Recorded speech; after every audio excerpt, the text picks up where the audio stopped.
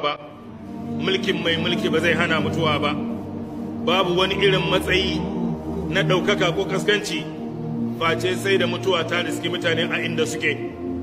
Aina ma takunu yudrikkum al-maut walau kuntum fi burujin mushayyada. Mutuwa babu shamaki tsakaninta da kowa. Mutuwa tana zuwa a bazata, ka shirya ko baka shirya ba, kana sallah ko kana ibada, kana sabon Allah ko kuma kana wani iri, kana yi ko baka yi, cikin bacci ma kana iya tafiya. Allahu ya tawaffal anfusa hina mautiha wallati lam tamur fi manamiha. Ba wanda ya san a ina zai mutu, wa ma tadri nafsun bi ayi ardin tamut. Saboda haka wajibi akan mu mutum ya shirya abin da zai shirya na tuba zuwa ga Allah, na inganta ibada, na wasiyya da zai bari. Menene kake so mutane su yi bayanka? Idan ana maka wani abin da ya saba wa addini, tun yanzu kai wasiyya. Idan na mutu kada ai kaza, kada ai kaza. Domin kada bayan ka mutu a aikin sabon Allah, ka zama kana kabarinka sakamakon zai same ka, don ka san za a yi baka hana ba. Sannan wata rana yadda yanzu kake kallo nan kana ganin mala'ika ne ido biyu, kuma ya ce na zo mu tafi, kuma wallahi tallahi sai ka tafi. Ba a taba samu nan da ya zo ya kuskure zai je wurin wani sai wancan ɗin ya ce masa wannan ba a taba yin haka ba. Bai taba buga waya wani ya ce masa ina zuwa ba, balle ya shirya, don nisa kawai ake yi. Shin kana yi wa kanka lissafi akan waccan rana? Wai kwana idan ba za ka iya lissafin shekara 100 na bayan ka mutu ba, ya ba za ka yi lissafin ranar farko ba? Alal akal sai a kai tunani cewa daga ranar ne fa za a fara activity irin yadda yana. Idan aka tona rami aka turbide ta aka watsi, waɗanda suka fi son suka fi ƙaunarka in sun gama daɗewa shine su maka minti 30 bayan an gama binne ka. Wallahi duk za su koma. Harkoki da kake ji kana yi a yanzu nan za su ci gaba da tuna waɗannan harkokin, ina za su ɗora inda ka tsaya. Ranar kuma ita ce ranar ka ta farko a kabari. Kana jin su suna juyawa za su tafi harkokinsu. Da duk inda za ku je ana tafiya tare, mun shiga tare mun fita tare, amma waccan ranar za su juya su kama hanya, kai kuma su barka a wurin kai kaɗanka. Akwai wani makwabci a gefen ka gabar, akwai wani makwabci a yamma, amma wallahi ba za ka iya kwankwan ya amsa maka ba. Ba kofa a tsakaninku, ba maganar makwabtaka irin ta wani mu ɗan tattauna mana, babu ziyara a tsakanin makoci da makoci a cikin kabari. Yana sha'aninsa kana naka. Idan ka je ka leƙa za ka ga kaburbura a jere ga suna haɗe, amma ba alaƙa tsakanin wannan da na gaba, kowa yana sha'anin gabansa ne. likulli imri'in minhum yawma idin sha'anun yughni. Ana farawa ne tun daga ran da aka binne ka. A lokacin ne fa za ka ga waɗansu baƙi, irin baƙin da baka taɓa ganin irin wannan halitta ba. A nan duniya kana je ana ce mala'ika, to a ranar za ka gansu ko ba su yi introducing kansu sun ce maka ni ne mala'ika ba, za ka gane waye mala'ika. Ba wani mutum da zai kwanta a wannan ramin a binne shi face sai ya ga mala'iku guda biyu. Mala'iku guda biyu, baƙaƙe kuma shuɗaye, aswadani azraqan, ga su baƙaƙe kuma ga su bulu. Don Allah ɗan uwana, ka taɓa ganin mutum baƙi kuma bulu? To wallahi za ka ga wannan halitta a gabanka. Ja'ahu malakani aswadani azraqan yuqalu li ahadihima munkar wa lil akhari nakir. Za su zo su maka tambayoyi su ce da kai menene kaza menene kaza menene kaza, kuma za ka amsa, ko dai ka amsa daidai ko ka amsa ba daidai ba. Amma tabbas a dole gyaɗa ta yi mai in ta ƙi ta sha matsa. Shi muna tunani akan wannan daren farkon? shin muna tunani da wannan wurin da idan ka yi ihu ba wanda zai ji ka? Shin muna tunani akan wannan wurin da idan ka yi kururuwa ba wanda ya san ma kana yi? Inda 'yan uwankan nan za su dawo su ce kai wane yana wahala, gaskiya ba za mu bar shi a nan wurin ba, su tona kana ihun wallahi ba za su ji ka ba, kuma ba za su ga kana yi ba, kuma ba su ma san kana yi ba. Amma tabbas in kana cikin masu ihu za ka yi. Ya ɗan uwana, wannan lokaci da muke magana a yanzu shine lokaci yayi da ya kamata kowa yi wa kansa hisabi. Ni da nake magana na san menene matsala na da Ubangiji, kai ma da kake sauraro na wallahi ka san naka matsala. balil insanu ala nafsihi basira, kowa ya san kansa. Ta ina ne inda kuke da matsala da Ubangiji? Matsala ce ta zuciya? Aƙidarka ce bata daidaita ba? Tawakkalinka da yardarka ga Ubangiji ne bai cika ba? Ko ko matsala ce ta gangan jiki? Wani aiki na saɓo kake yi wanda ka san haramun ne amma ka ƙi bari? Wani laifi ne kake aikatawa wanda ka san ƙazami ne baka so kowa ya sani, karihta an yattali a alaihin nas, amma ka san duk lokacin da kake Ubangiji yana ganin ka. Alam ya'lam bi anna Allah yara, ka sani Ubangiji yana gani, kuma ka yi jiya, ka yi shekaran jiya, ta yi yau ma ka yi, kuma ta yi baka shirya cewa ba za ka yi ba gobe ma. Idan ka sake samun dama gobe ma za ka sake. Abin da ya sa baka yi yau ko jiya ba saboda baka samu dama ba ne. Idan da za ka samu gobe za ka yi. Yanzu haka kake da Ubangiji? Kowa daga cikinmu wallahi ya san kansa. Shin laifi ne na tsakaninka da waɗansu mutane? Wata matsala ce tsakaninka da waɗansu, ka zama ruwa, ka hana ruwa gudu a al'amarin wani ko wata, ka tare wa wani abu, an yi da kai ka ƙi ka ɗaga ƙafa, ta yi an maka wani abu ka ce sai na rama. Shin kana tuna cewa wancan daren farkon nan ta yi gobe ne? Duk wannan abin da kake ta yi akan waɗansu, dukiyarsu tana hannunka, mutuncinsu yana yawo a tafin hannunka, ko jininsu ko lafiyarsu yana jikin makaminka.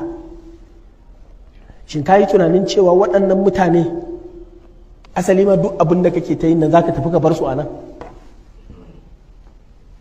Ka sani cewa gobe jibi gata shine darenka na farko, su kuma suna da saura shekara 50. Wannan ya kamata ya zama izina ga duk wani mai hankali. Wannan duniyar tamu ba wurin zama ba ne. Ba ka bukata sai an ja maka aya ka gane cewa akwai mutuwa. Babu wani ɗaya daga cikinmu da ba a taɓa masa mutuwa ba, kuma babu wanda yake shakka cewa in an mutu ba a dawowa, kuma ba wanda yake shakka cewa duk wanda ya mutu maganarsa ta ƙare, an goge sunansa daga fayil ɗin duniya kwata-kwata an ɗaga, saboda baka taɓa ganin ya aiko saƙo ba, kuma baka taɓa ganin ka aika masa ya je ba. Wannan kaɗai ya ishe ka yi tunanin tun kafin mutane zo suna tuna kai ma haka. Ya kamata ka yi wa kanka ƙiyamun laili. Mu gyara tsakaninmu da Allah, mu gyara tsakaninmu da kawunanmu, mu gyara tsakaninmu da sauran mutane. Duniya ke sannan wal istidad lil maut qabla al maut, tattalin mutuwa tun kafin mutuwa. Dan Hausawa sukan ce ba a fafe gora a ranar tafiya, ba zai yi ba. Gora wanda ake zuba guzuri a ciki, wanda ake zuba nono a ciki, ka rike gayanka wanda zaka ne ka dama fura ka sha, shi wannan goran ba fafe shi ake ba a rarrake shi, to ba ranar da zaka yi tafiya ne zaka zo kana rarrake shi ko tun kafin ranar tafiya tun kafin ranar tafiya zaka rarrake shi ka hore shi ka gyara shi ka ajiye ranar tafiya sai dai ka zuba nonon ka sannan sai ka tafi amma ba zai yi ba ranar tafiya ka ce zaka abin to ba zai yi ba ranar mutuwa ka ce zaka yi tunanin ko zaka yi tanadi na me zaka ji da shi kiyama ba zai yi ba tun kafin ranar mutuwa ta zo ake yin tanadi na lahira shine wal istidad lil maut qabla al maut tanadin mutuwa tun kafin mutuwa tun kana cikin kuruciya tun kana cikin hankalinka tun kana cikin basirarka kana cikin ganiyarka ga kuɗi ga sarauta ga mukami shekaru 35 45 shine ganiyar jin daɗi da ka ɗora ɗaya 46 da 7 ka shiga cikin sununul manaya shekaru na musibu musibu ko na 'ya'yanka sun fara girma tsawon su ya kusan kaiwa kai wane bai ci makaranta ba wane an kule shi a makaranta wance ta rasa miji wance ta je gidan mijin ta fara jin daɗin aure mijin ya koro ta wannan masibar wani ne ta zama taka jininka ya hau shekarunka sun hau kitsanka ya hau ka kusa zuwa shekarun masifa kenan ka kusa zuwa shekarun ritaya ga yara a gida karuwa suke yi ka auri ƙananan mata ga yara waɗansu manya ga kuma waɗansu 'yan ƙanana kana da ɗan shekara 40 kana da shekara 1 da rabi sinunal manaya kuma baka mutu ba kana nan da ranka kuma ga shi saura wata ka ɗan kai ritaya Allah ya rufa mana asiri to kafin ka kai wannan zaka yi tanadi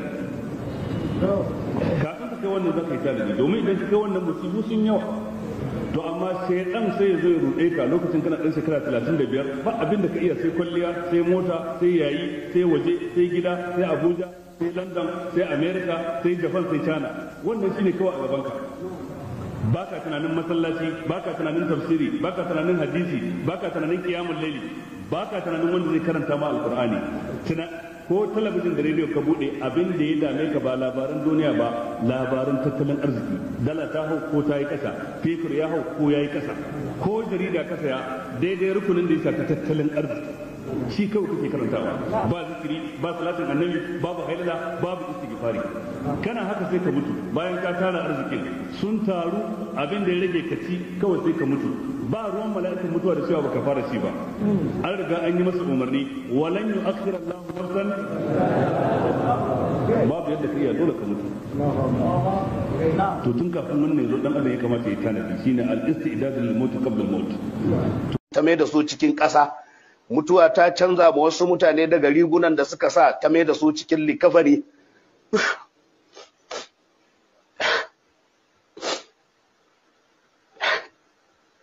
mutuwa ta canza ma wasu mutane daga kyakkyawan jikinsu ya zamanto fatun jikinsu su ne makwabtansu cikin ƙasa ba sa iya amsa kiran wani mutum da zai kira su a duniya ba sa iya jin kiran kowa da zai kira su sun kasance sun fi kowa tsawon buri da dogon buri da rayuwa sannan su ne suka bar guraben gidajensu ga su nan ana kallo ba abin da za a yi da su ba su da iko akan komai da 'ya'ya da mata da dukiya da dukkan abin da ya mallaka ba su wadatar da su ba ranar tafiyarsa zuwa lahira a lokacin da umarnin ubangiji ya zo masa ya wayi gari kabari shine ɗakinsa ya wayi gari dukiyarsa kuma an gaje ta ya wayi gari matansa sun auri wasu mutane ya wayi gari 'ya'yansa sun watse ya wayi gari musifar mutuwa ta ishe shi a cikin kabari wa'adin da Allah ya yi masa na azaba ko na rahama ya tabbatar da shi a cikin kabarinsa Allah tabaraka wa ta'ala yake ce masa tsammani kake da na halitta ka dan wasa kuma tsammani kake da ba za ka dawo gare ni ba ka kai dan uwana bawan Allah kana tuna ranar da mutuwa za ta girbe ka a wannan rana babu mai karfi babu wani mai dabara da zai iya tunkuɗe maka wannan rana a wannan ranar kuma nadama ba ta yi maka amfani saboda ka ɓata lokaci baka gyara ba a wannan rana za ka shiga lahira za ka fuskanci hisabi a wajen Allah idan baka yi aiki ba kana da sakamako mummuna idan ka yi kyakkyawan aiki kana da lada shin ka yi tanadi domin tsayawa gaba ga Allah tabaraka wa ta'ala kana da tsananin bukata matuƙa wajen tsayawa gaban Allah domin haka kai tanadi a wannan rana mutum yake tunawa tsayuwarsa gaban Allah tabaraka wa ta'ala zai tuna rauninsa, zai tuna gajiyawarsa, zai tuna kasawarsa da bai yi aiki ba.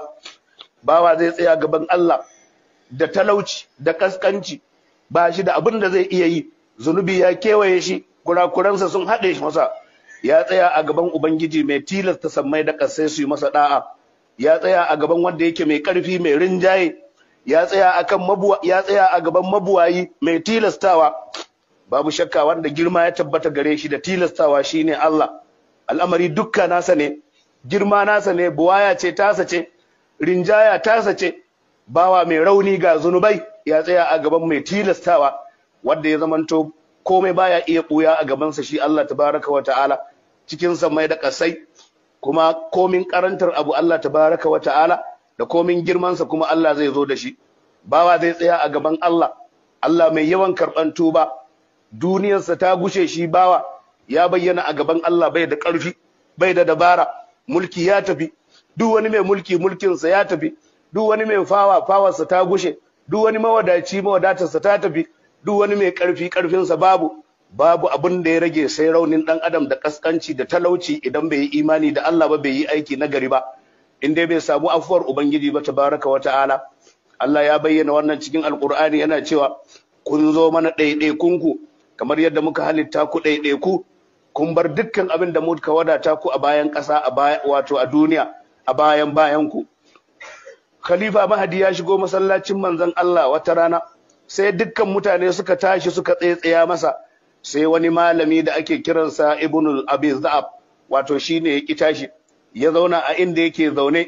Lokacin da shi shugaba Amirul Mu'minin Mahdi ya wuce, sai wasu da ƴan kanzagi da suke bayansa sai suka ce mai yasa ka ki tashi bayan Amirul Mu'minin ya shigo? Yake cewa na tuna faɗin Allah ne tabaraka wa ta'ala, shi yasa na ki tashi. Allah a inda yake cewa ranar da mutane za su tsaya a gaban Allah, ina jiran wannan lokacin ne, ba tsayuwar Amirul Mu'minin ba. Mahdi ya ce ya ishe ka, kada ka ƙara wata magana, wannan magana duk da ka yi ta tsayar da gashin jikina ya kasa kwantawa saboda tsorita da nayi. Matsaya ce wacce take mai girma, matsaya ce wadda ƙarfi baya iya amfanarka, matsaya ce wanda duk wata alakar ka da wani ta katse, matsaya ce wacce za a tsaya a gaban Allah ba ka da wani wanda zai taimake ka. Dukkan mataimakanka azzalumai da suka taya ka zalunci mutane a wannan duniya, ka zamanto jabbari, waɗanda suka sayar addini da duniyarsu, waɗanda suka sayar rayuwarsu da duniyarsu, suka yi maka da'a cikin saba ma Allah don mulkinka da kake yi. A wannan rana za ka sani a wace igiya za ka rataya, igiyar zuwa jahannama ko igiyar zuwa aljanna. Babu wanda zai